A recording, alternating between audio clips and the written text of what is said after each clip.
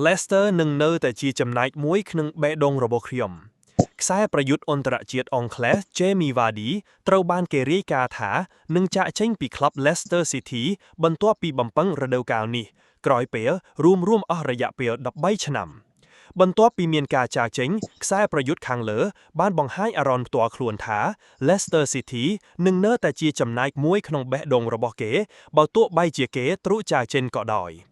គេដឹងថានឹងមានថ្ងៃនេះមកដល់គេបានរួមរស់ជាមួយក្លិនកញ្ជ្រោងអស់13ឆ្នាំហើយឈ្នះពាននិងជោគជ័យយ៉ាងច្រើន Vardy បានចូលរួមជាមួយ Leicester ដោយទិញពីក្រោម Fleetwood ត្រឹមតម្លៃ1លានអឺរ៉ូចាយលុយទិញមែនតែគុណភាពរបស់ខ្សែប្រយុទ្ធរូបនេះអាចឈ្នះបានមានដូចជា English Premier League 1លើក FA Cup 1លើកនិង Championship 2លើកព្រមទាំងឈ្នះ Community Shieldបន្ថែមលើសពីនេះគេក៏បានចូលរួមលេងឲ្យជម្រើសជាតិអង់គ្លេសបាន26ប្រកួតផងដែរ